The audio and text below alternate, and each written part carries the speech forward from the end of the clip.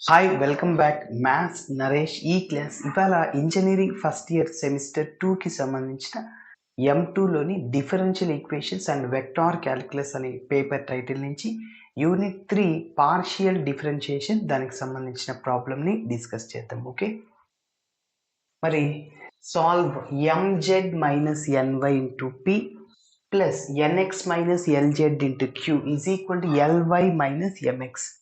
So ఇచ్చిన equation అనేది Lagrange's partial differential equation లాగా ఉంది.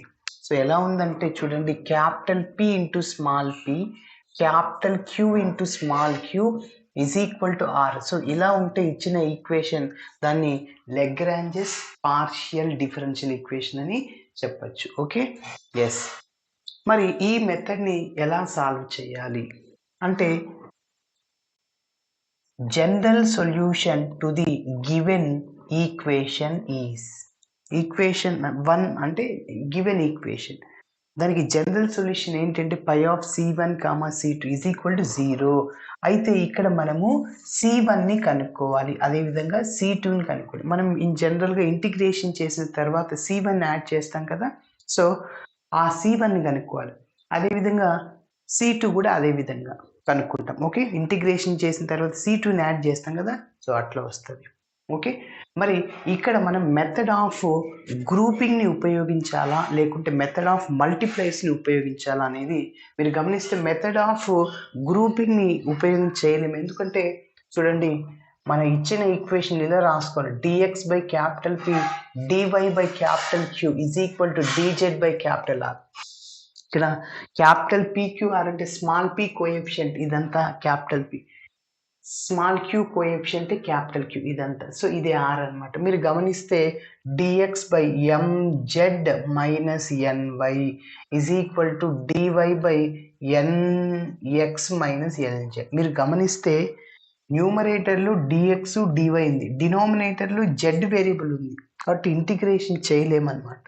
అంటే మెథడ్ ఆఫ్ గ్రూపింగ్ని ఉపయోగించి చేయలేము, అంటే మెథడ్ ఆఫ్ మల్టిప్లైస్ని ఉపయోగించాలి. మరి మెథడ్ ఆఫ్ మల్టిప్లైస్ని ఉపయోగించడం ఎలా సార్? డినామినేటర్ని మనము 0కి ఈక్వేట్గా చేసుకోవాలి, అంటే మల్టిప్లైస్ మనమే చూస్ చేసుకోవాలి. మీరు గమనిస్తే ఈ క్యాపిటల్ పిలో స్మాల్ ఎక్స్ లేదు చూడండి, అది మల్టిప్లైర్ అవుద్ది.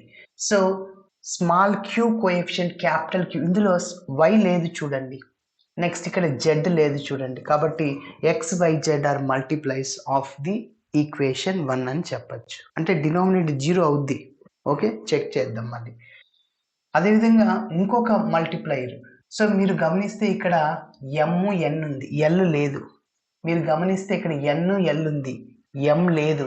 మీరు గమనిస్తే m ఉంది, n లేదు. కాబట్టి ఇది ఒక మల్టిప్లైర్. ఎస్, సో ఇంటిగ్రేషన్ చేస్తాము, చేసిన తర్వాత c1 c2లు వచ్చేస్తాయి, దాన్ని ఇందులో సబ్స్టిట్యూట్ చేసేస్తాం. ఓకే, మరి స్టెప్ బై స్టెప్ చేద్దాం.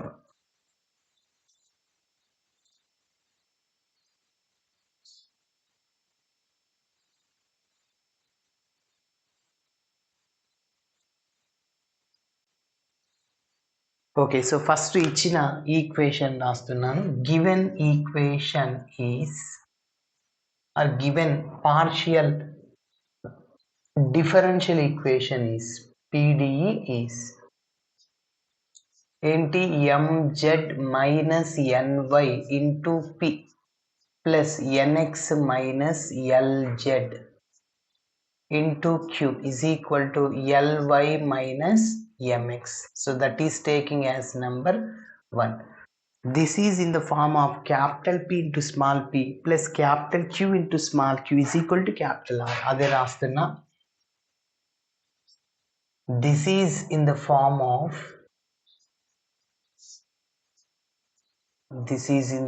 of capital P into small p plus capital Q into small q is equal to R. Clearly we observe equation 1 is Lagrange's partial differential equation. Okay, ఎందుకంటే PP plus QQ is equal to R లాగా ఉంది, దాన్ని Lagrange's partial differential equation అని చెప్పచ్చు. Hence equation 1 is called Lagrange's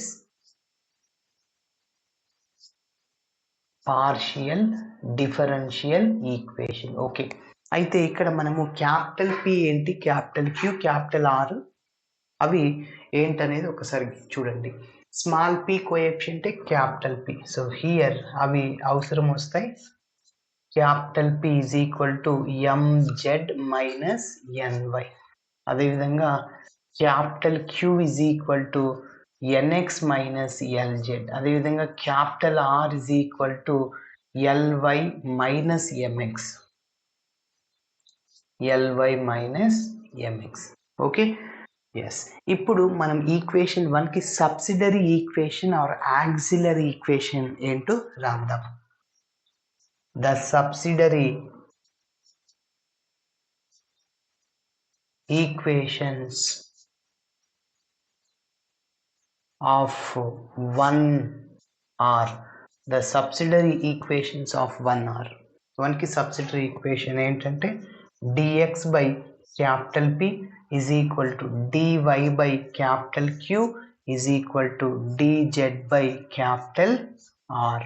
Okay, yes. So dx by ఇక్కడ capital P అంటే ఇది mz minus ny, mz minus ny is equal to dy by capital Q అంటే nx minus lz, nx minus lz is equal to dz by ly minus mx. Capital R అంటే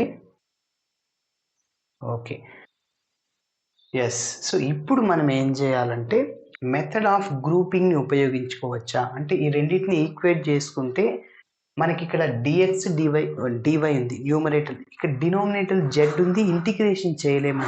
మీరు second term third term తీసుకున్న dy dz ఉంది, x variable ఉండకూడదు. So కాబట్టి ఉంది కానీ integration చేయలేము. మీరు ఫస్ట్ ఫ్రాక్షన్ని లాస్ట్ ఫ్రాక్షన్ని తీసుకున్న x z ఉంది కానీ y ఉండకూడదు. సో y ఉంది బట్ ఇంటిగ్రేషన్ చేయలేము. అంటే మెథడ్ ఆఫ్ గ్రూపింగ్ని అప్లై చేయకూడదు. ఇప్పుడు మెథడ్ ఆఫ్ మల్టిప్లైని అప్లై చేయాలి. Okay, yes. ఓకే, ఇప్పుడు మనం కేస్ 1 కేస్ 2 చేద్దాం. సో కేస్ 1,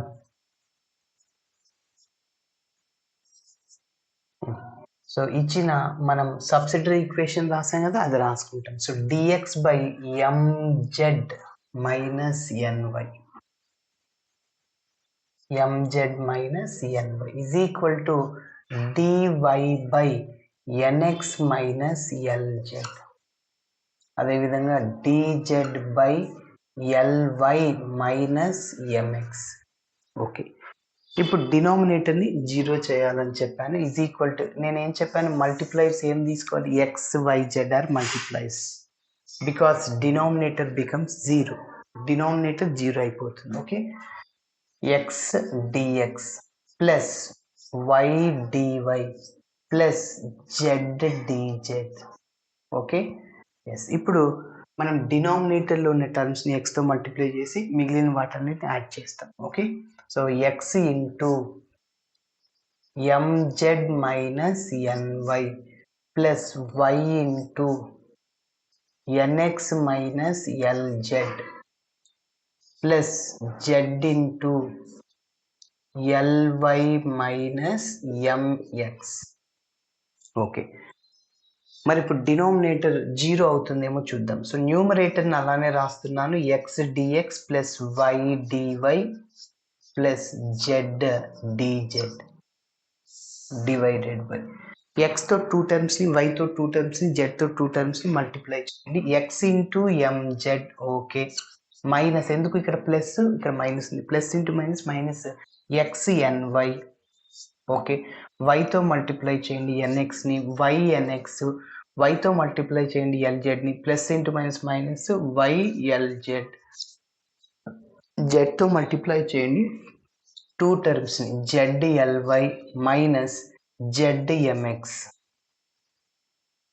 ఓకే, ఇప్పుడు అన్ని టర్మ్స్ క్యాన్సిల్ అవుతాయి చూడండి. Z MX minus Z MX, Z LY అదేవిధంగా Z LY, YNX YNX cancel. Okay, so denominator ఏమైపోయింది, 0 అయిపోయింది.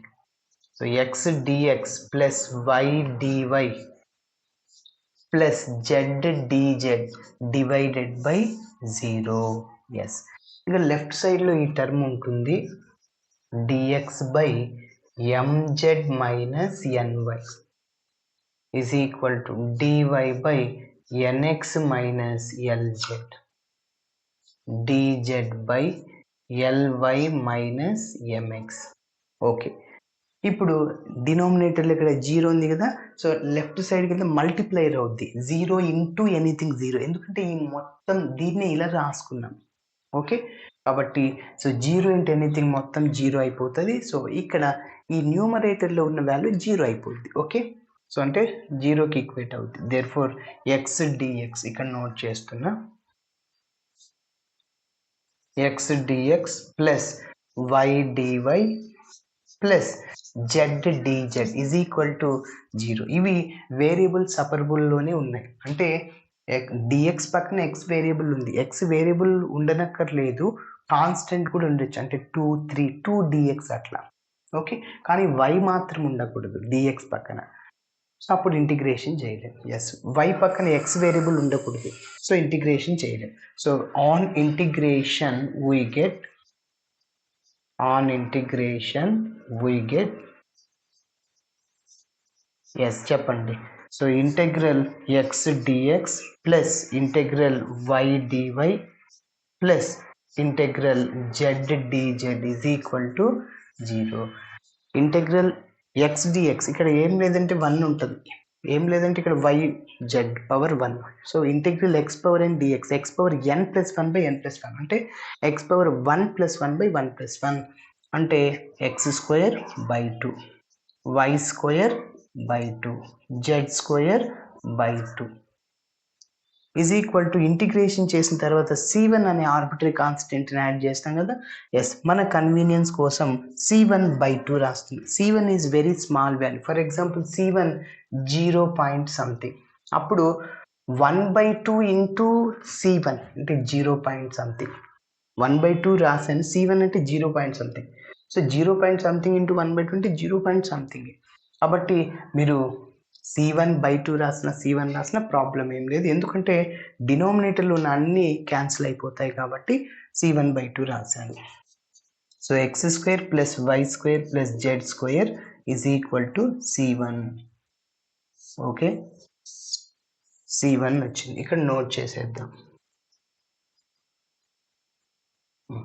ఇదే విధంగా C2 కూడా కనుక్కోలేదు, ఎందుకంటే మనకి జనరల్ సొల్యూషన్లో phi of C1, C2 is equal 0 కదా, అందుకోసం. సో కేస్ 2లో కూడా మనము మల్టిప్లైస్ని కనుక్కోవాలి. కేస్ 1లో మల్టిప్లైస్ ఎవరు, ఎక్స్ వై జెడ్. కేస్ 2లో ఏం చెప్పాను, ఇక్కడ ఎల్ ఉందా, లేదు, ఎం ఉంది, ఎన్ ఉంది, ఎల్ మల్టిప్లై.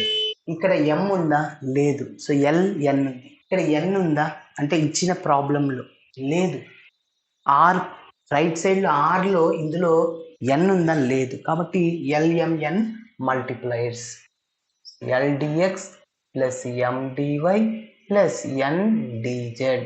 కాబట్టి ఎల్తో మల్టిప్లై చేయాలి, ఎంతో, అదేవిధంగా ఎన్తో.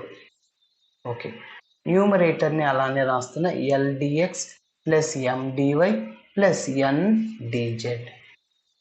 మరి డినామినేటర్ వాల్యూ క్యాన్సిల్ అవుతుందేమో చూడండి, ఎల్తో మల్టిప్లై చేయండి, L M Z. Okay, plus into minus minus L N Y, ముందు ఎల్ వస్తుంది అంతే. ఓకేనా, ఎంతో మల్టిప్లై చేయి, M N X plus into minus minus M L Z, అదేవిధంగా ఎన్ఎల్వై, అదేవిధంగా ఎన్ఎంఎక్స్, అన్నీ క్యాన్సిల్ అవుతాయి చూడు. Plus L M Z minus L M Z. Okay, ఈ రెండు. Next minus L N Y plus L N Y, L N Y. Okay, next M N X minus M N X cancel. Okay, third term last term cancel. So denominator 0 అయిపోయింది. So denominator 0 అయిపోయింది కాబట్టి ఈ 0 ఇంటూ ఎనీథింగ్ మొత్తం 0 అయిపోద్ది ఈ టర్మ్. సో కాబట్టి ఎల్డిఎక్స్ ప్లస్ ఎండివై ప్లస్ ఎన్డిజెడ్. ఇక్కడ ఎల్ఎంలు ఎన్లు కాన్స్టెంట్, సో అవుట్ సైడ్లో రాసేసి ఇంటెగ్రల్ డిఎక్స్ అంటే ఎక్స్, ఇంటెగ్రల్ డివై అంటే వై, ఇంటెగ్రల్ డిజెడ్ అంటే జెడ్ అవుతుంది. Okay, so L constant out సైడ్లో రాస్తున్నాను ఇంటెగ్రల్ డిఎక్స్, అదేవిధంగా ఎం అవుట్ సైడ్లో రాస్తున్నా ఇంటెగ్రల్ డివై, అదేవిధంగా N constant integral D Z is equal to 0.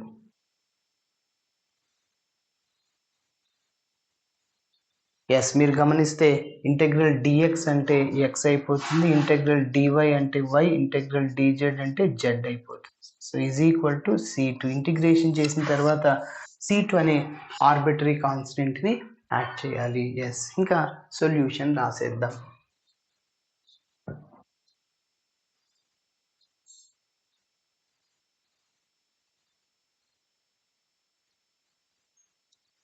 Therefore, the general solution